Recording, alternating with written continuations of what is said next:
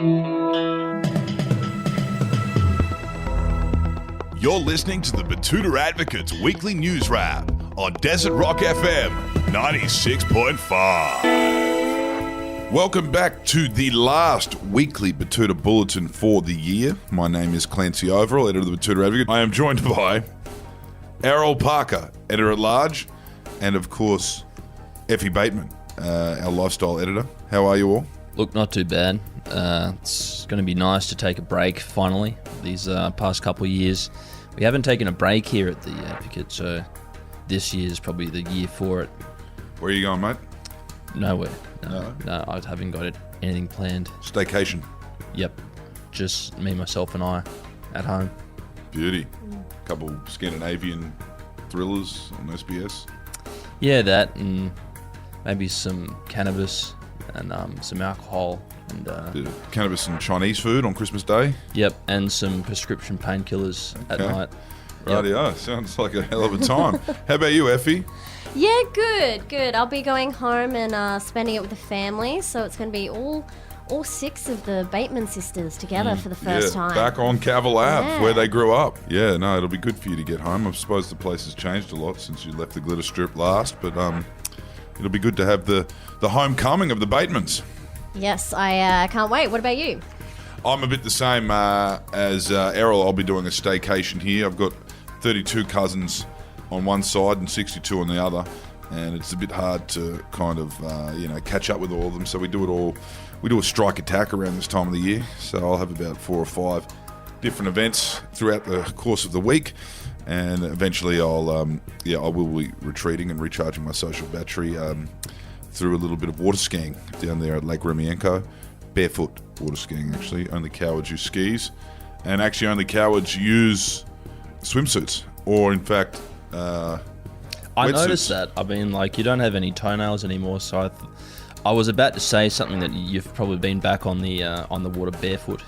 Yeah, I'm hairless, completely hairless from the waist down. I thought that you were wearing red nail polish on your toes the other day, but it's actually that your nails have been ripped right out of the nail bed. No, I thought you were going to some sort of Christmas party where you had to be dressed as one of those avatars.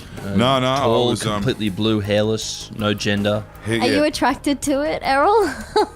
We actually wrote about that this week. Well, they're just so smooth and strong. Yeah, they are. They're beautiful tall, people, those powerful beasts. Those avatars. But let's get into it, actually, before we get too hot and heavy. And, this is obviously getting a bit raunchy at the start of the last weekly bulletin for the year. Run us through the headlines, please, Effie. Starting off with something that's really not raunchy or sexy at all. Windfall profits, resources tax designed by billionaire Tory, apparently too radical for Australia. Yes, the nation of Australia has confirmed this week that it is refusing to join the United Kingdom on its spiral into a deep radical leftist state. This comes after Australia rejected an energy plan put forward by the mega-billionaire Conservative politician and now British Prime Minister Rishi Sunak. Introduced a few months ago, one of the richest men in the world brought in a windfall profits tax which made gas and oil companies pay a tax as a result of the huge profits they were making from the war in Ukraine's effect on resource prices.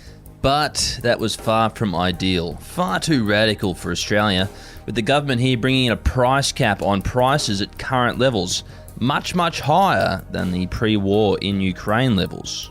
And you'd think that decision to avoid turning into a communist state like the UK would keep the coal and gas companies happy, but no, that's not the case. Santos CEO Kevin Gallagher came out today to slam the Albanese government, saying that it was a Soviet-era policy that would make us like Venezuela. Tough day to be an energy baron. Lovely. Moving up to Brisbane for our next story, and the whitest man to ever grace Brisbane's Central Business District had tickets to Kendrick this week. It's an interesting headline, this one. Imagine if it was reversed. The blackest man or the whitest woman? There's two reverses there. I'll leave it up to you, Clancy. Yes, the multi-platinum Grammy Award-winning hip-hop artist Kendrick Lamar was back in Queensland this week, and if you aren't aware, it was a pretty big deal, particularly for the River City's white boys. Yes, one of these translucent Caucasians we spoke to was Newstead-based finance worker Wilston Windsor Ascot, who said he couldn't have been more excited for a dope night with Kendrick and the Big Steppers. the fourth-generation Brisbane white-collar, who may just be the human embodiment of whiteness, said he doesn't normally play up on a school night, but he was willing to put it all on the line for a bit of Kung Fu Kenny. We did contact Wilston to see whether he managed to control himself when singing some of the lyrics, but we didn't hear back. Now, it was a big week for our school livers this week, and a story we wrote penned this one about a dead shit brother being celebrated for an ATAR that would have resulted in his older siblings getting kicked out of the house. Yes, that's right. One of these kids waiting on the results was local bong lord Kieran Grayson, who was informed today by the staff at Betoota South High that he's looking at a whopping 45.01. We give people the heads up here in Queensland if you're listening from interstate.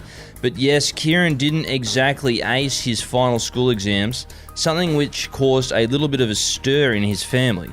His two sisters stood in amazement as both their parents congratulated him with big long hugs and kisses on the cheek for a mark that would have had them banished from the family. Certainly a change in expectations with the Grayson family, and it's worth noting that Kieran has no identifiable behaviour or learning difficulties, and he hasn't really been through any traumatic events in his short time on this planet. He's just an old-fashioned dumb cunt who smokes far too much pot. It's all good. He'll go and get a job with Scott Hutchinson and make more money than all of his family put together. And finishing up with some entertainment news, Effie.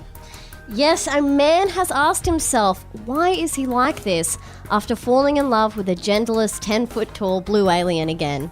Yes, Avatar is back after over a decade in the wilderness, and it's made a few people in their late 20s to early to mid-30s question a few things, namely why they find big blue aliens sexually attractive. Yes, guilty as charged. Yeah, Betoota Heights man Denver Mathewson found himself questioning everything after forking out the few extra Australian pesos to see the blockbuster in extreme 4D. And as he said to us, I found myself attracted to a genderless 10-foot-tall blue alien, and not just a bit. Like, I'm ashamed to admit it. Fuck James Cameron. I mean, he's messing with my brain. I told a mate at work that I thought that character was hot, and he told me it was a bloke. I'm so confused. Well, look, I've never seen a bloke fuck someone else with the back of his tail. I have. Oh, right. Well, you know. As I said, she grew up on Cavill Avenue. I get it. That's the TikTok generation. Yeah. I'll tell you what. I haven't actually met anyone with a tail, but Well, you have like a glass tailbone? I reckon the first thing I would do if I had like those tail things with the thing on the end of it. with the cock, it's a cock on the end of it, isn't it? It's genitalia, and they plug them together like extension cords and fuck. That's right. Yeah. So you can't put your own cord in your own mouth, say. You probably could. Some guys. Apparently the avatars have to take their ribs out. They have to take their ribs out to suck on their own tails. But one thing I heard about the avatars is that they join the Mile High Club really easy because they just get a blanket and plug in underneath. The hosties can't tell when the 10-foot aliens are fucking on an aeroplane. But they plug into their birds. They plug into their birds into as their well. eagle So things. it's a multi-purpose organ. You can control your... Yeah, they're pansexual. Like, imagine if you were at the shops and your tail just accidentally, like, hooked up to, like, a stick of butter or something. Yeah, I mean, fuck it.